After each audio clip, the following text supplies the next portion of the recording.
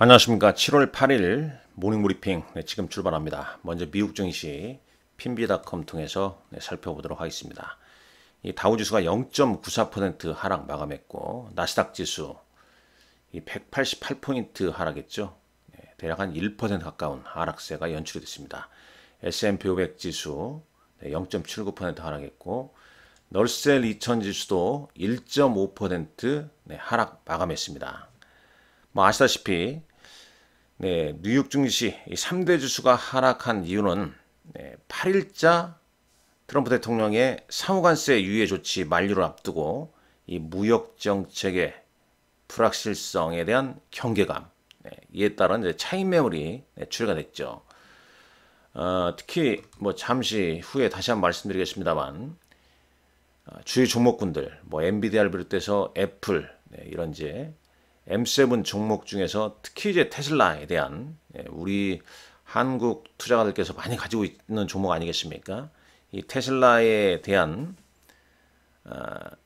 일론 머스크가 트럼프 대통령의 감세 법안을 비판하면서 관계가 좀 좋지 않지 않습니까? 여기다가 아메리카 파티에 그러니까 미국 당이라는 신당을 창당하겠다.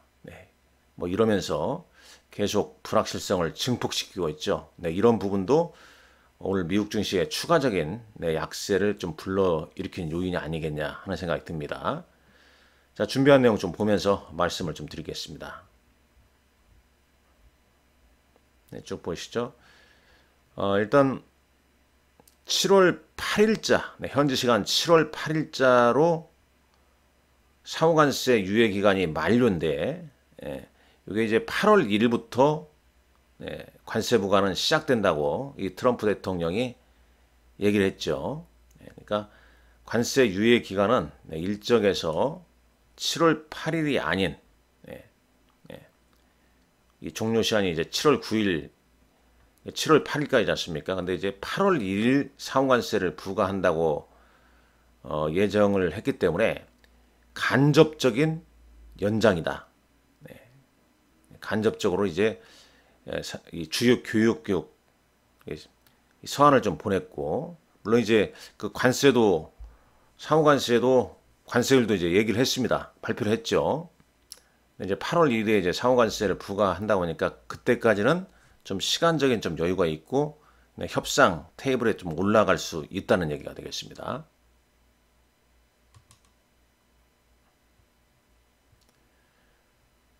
자, 여기 이런 내용이 있죠. 트럼프 대통령은 주요 교역국에 대한 높은 관세를 부과하겠다는 서한을 공개 후에 미국 증시가 좀 하락을 했고 달러화는 상승했죠. 달러화가 상승했다는 얘기는 달러화 대비 주요 교역국 통화는 하락을 보였다는 얘기가 되겠습니다. 이 8월부터 한국, 일본, 남아공 등 국가의 상호관세를 부과를 하겠다고 얘기를 했고요. 이들 국가의 통화가 매도가 좀 촉발되었습니다. 한국, 일본은 25%, 말레이시아, 카자흐스탄 25%, 남아공은 30%, 라오스와 미얀마 40% 관세 부과를 8월 1일부터 시작하겠다. 그렇게 얘기를 했고, 일론 머스크가 정당 창당 발표하면서 테슬라 주가가 한 7% 가까운 하락세. 반면에 스테이블 코인 관련주인 서클 인터넷 그룹은 10% 가까운 급등세로 또 마감을 했습니다. 자, 요 내용 좀 중요해 보이는데 여기 한번 보시죠.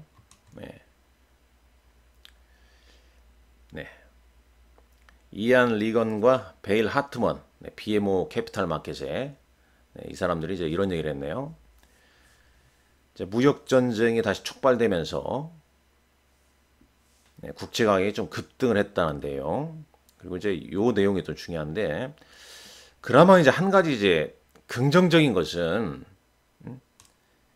7월에 관세 인상이 시행되지 않는다는 거죠. 그게 의미하는 바가 간접적인 연장이란 거죠. 90일 관세 유예 조치의 간접적인 연장이다. 8월 1일부터 시작한다는 얘기가 되겠죠. 그때까지는 약간의 협상 테이블에 또 올라올 수 있다는 겁니다. 물론 미국 입장에서는 이제 7월 9일까지 좀 마무리할 것으로 계속 얘기는 좀 하고 있습니다만, 네, 우리나라 언론 뉴스 보게 되면 이제 8월 2일까지 협상 가능성이 남아 있다. 네, 이런 얘기로 이렇게 나오더라고요.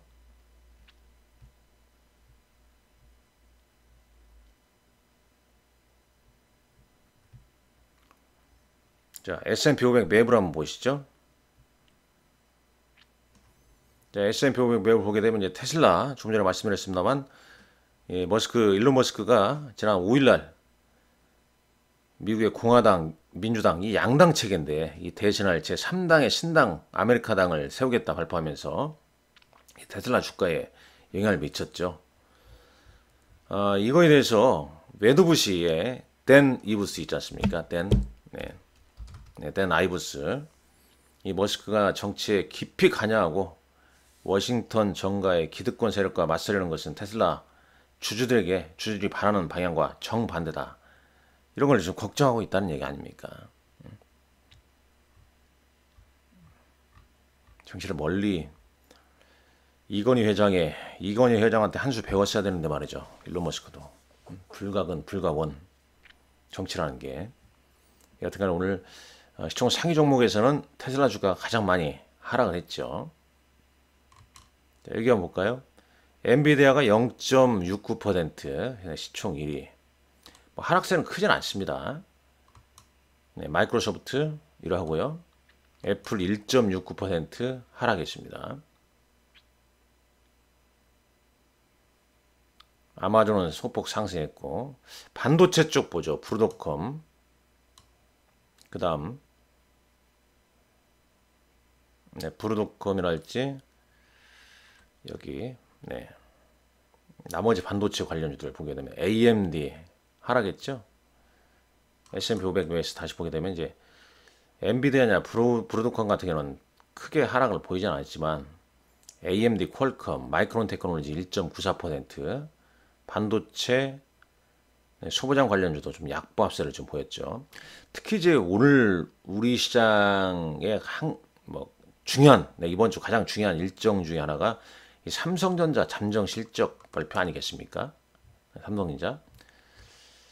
근데 이제 연합뉴스 타이틀에는 이제 이렇게 써 있더라고요. 삼성전자 오늘 2분기 잠정 실적 발표, 반도체 부진 지수. 전사 영업이익 전망치가 4조에서 5조 원대까지 하향. 그러니까 일단 잠정 실적 발표한 이후에 주가가 어떻게 될 것인지. 네. 물론 지난주는 이제 시장 분위기 좋을 때는 2분기 잠정 실적 안 좋다.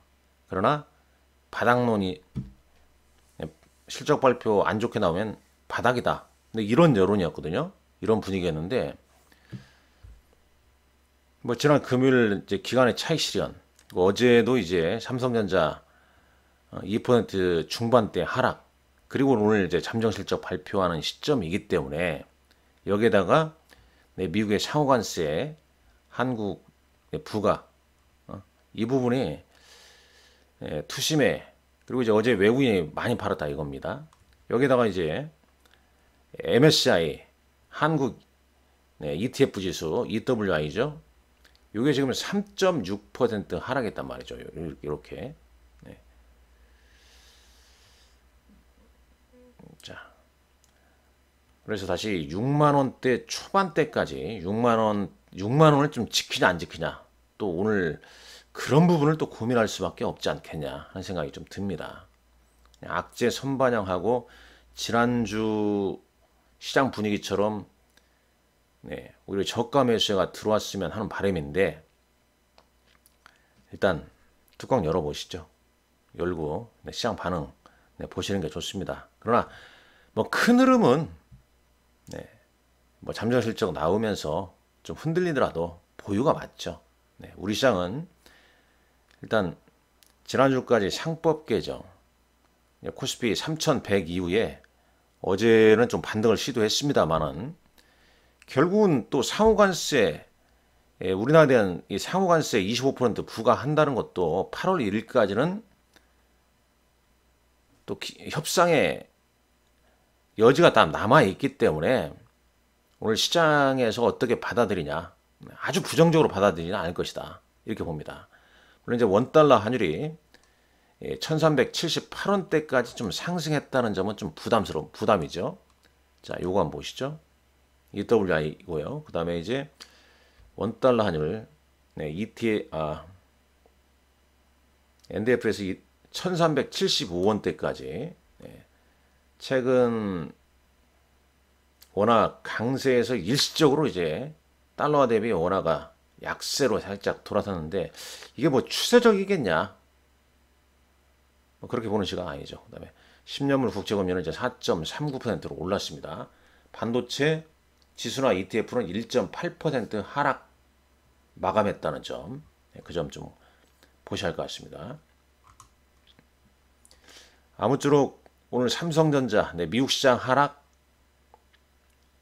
MSCI 한국 ETF 지수 하락, 삼성전자 잠정 실적 발표, 이런 이제 변동성을 좀 유발하는 요인이 좀 많기 때문에 장 초반 좀 상황을 좀 예의주시하고 장중 외국인과 기관의 수급 보셔야 되는 거고, 예상보다 충격, 뭐 충격이란 표현이 나올 수 있을지는 모르겠습니다만 충격이 크다면 저가 매수로 좀 대응해야죠. 어제도 봤지만 이제 삼성전자가 좀 약세다 보니까 기존 주도주였던 뭐 원전, 조선, 방산, 이런 종목군들이 좀 반등을 좀 나서는 모습이었죠. 자, 일정 이러하고요. 일정 오늘 삼성전자 잠정 실적 발표가 가장 뭐 중요한 이벤트라고 보시면 되는 거고, 국내 증시는 이제 포커스를 어닝 시즌에 포커스를 맞춰야 됩니다. 어닝 시즌, 어닝 시즌. 국내 증시 브리핑은 마감 브리핑은 제가 여기 이렇게 올려놨죠. 여기 보게 되면 이게 어제 마감 브리핑입니다. 요거 아주 중요하기 때문에 꼭 이것 좀 시청하시고요. 어제 뭐 특징 중 몇 가지 좀 얘기하자면, 뭐 알테오젠이 2대 주주의 코스피 이전 촉구, 그 다음에 산도즈가 알테오젠 피하 주사 SG 제형 기술 적용한 바이오시밀러 파이프라인 2개 공식 발표, 요 소식 때문에 이제 알테오젠 주가가 큰 폭으로 좀 상승을 했다.